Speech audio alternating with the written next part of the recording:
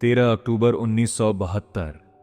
एक साधारण सी फ्लाइट जो कुछ ही घंटों में इतिहास की सबसे भयावह सर्वाइवल कहानी बनने वाली थी।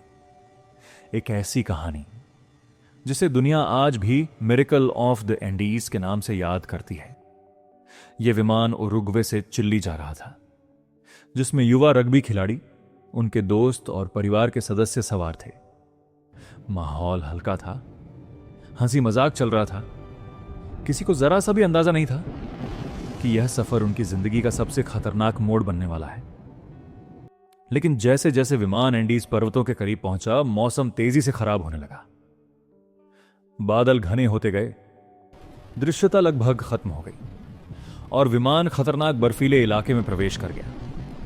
एंडीज पर्वत दुनिया के सबसे ऊंचे और खतरनाक पर्वतों में से एक, जहां एक छोटी सी गलती सीधे मौत में बदल सकती है। कॉकपिट में बैठे पायलट ने अनुमान लगाया कि वह पहाड़ों को पार कर चुका है, लेकिन असलियत कुछ और थी।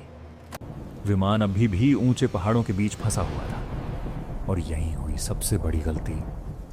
विमान नीचे उतरने लगा, बिना ये जाने कि सामने क्या है। कुछ ही सेकंड बाद अचानक बर्फ से ढका एक विशाल पहाड़ सीधे सामने आ गया। पायलट ने पूरी ताकत से विमान को ऊपर उठाने की कोशिश की, लेकिन बहुत देर हो चुकी थी। विमान जोरदार टक्कर के साथ पहाड़ से टकराया, उसके पंख टूट गए और उसका धड़ बर्फीली ढलान पर तेजी से फिसलता चला गया। कुछ ही पलों में सब कुछ बदल चुका था।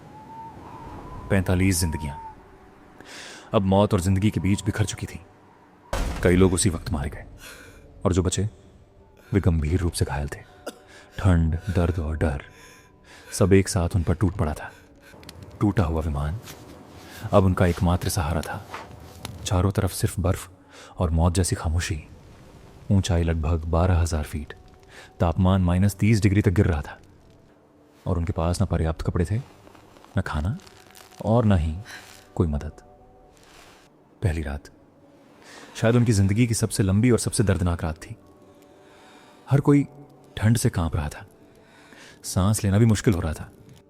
घायल लोग करा रहे थे और कुछ धीरे धीरे दम तोड़ रहे थे।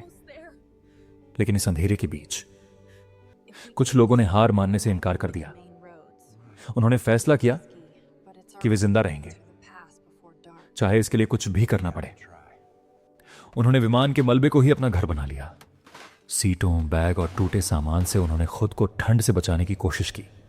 दिन गुजरते गए, लेकिन कोई मदद नहीं आई। कभी कभी आसमान में हेलीकॉप्टर दिखाई देते, लेकिन सफेद बर्फ में उनका विमान पूरी तरह छिपा हुआ था। आखिरकार 8 दिन बाद सर्च ऑपरेशन बंद कर दिया गया। अब यह साफ था कि दुनिया उन्हें मृत मान चुकी है। अब उनके सामने एक ही विकल्प था, खुद को बचाना। खाना खत्म हो चुका था, भूख अब असहनीय हो चुकी थी। हर दिन उनका शरीर कमजोर होता जा रहा था। और फिर आया उनकी जिंदगी का सबसे कठिन और सबसे दर्दनाक फैसला। जीवित रहने के लिए उन्हें अपने मृत साथियों के शरीर से भोजन लेना पड़ा। यह फैसला आसान नहीं था। यह उनके लिए मानसिक रूप से तोड़ देने वाला था, लेकिन यह उनका एकमात्र विकल्प था। जिंदा रहने के लिए समय के साथ उनका शरीर और मन दोनों टूटने लगे। हर रात ठंड उन्हें खत्म करने की कोशिश करती थी और फिर एक रात अचानक एक भयानक हिमस्खलन आया। बर्फ का भारी तूफान सीधे उनके आश्रय से टकराया। विमान का हिस्सा दब गया और कई लोग उसी में दबकर मर गए। अब बचे हुए लोग और भी कम हो गए थे, लेकिन फिर भी उम्मीद पूरी तरह खत्म नहीं हुई थी। उन्होंने तय किया कि अब इंतजार नहीं, बल्कि कदम उठाने का समय है। 2 लोग, फर्नांडो प्राडो और रोबर्टो कैनेसा, मदद ढूंढने के लिए निकलने को तैयार हुए। उन्होंने सीमित खाना और अस्थायी कपड़े लिए और उस अनजान खतरनाक यात्रा पर निकल पड़े। सामने थे अनंत बर्फीले पहाड़। कोई रास्ता नहीं, कोई दिशा नहीं, सिर्फ एक उम्मीद। हर कदम मौत और जिंदगी के बीच संतुलन जैसा था। ऊंचाई, ठंड और थकान उनके शरीर को तोड़ रही थी, लेकिन उनके मन में सिर्फ एक ही लक्ष्य था, किसी भी तरह मदद ढूंढना। दिनों तक चलते हुए उन्होंने बर्फ के अंतहीन मैदान पार किए। हर दिन एक नई परीक्षा था। रातें और भी खतरनाक थीं। ठंड इतनी ज्यादा थी कि जिंदा रहना ही एक चमत्कार था। हर सुबह वे खुद को मजबूर करते उठने के लिए, आगे बढ़ने के लिए, और फिर कई दिनों बाद उन्हें दूर कहीं हरियाली दिखाई दी। यह संकेत था कि शायद सभ्यता अब दूर नहीं है। कुछ और दिन की कठिन यात्रा के बाद वे एक नदी तक पहुंचे और वहीं उन्होंने पहली बार एक इंसान को देखा। यह एक चिल्ली का चरवाहा था, सर्जियो कैटालान।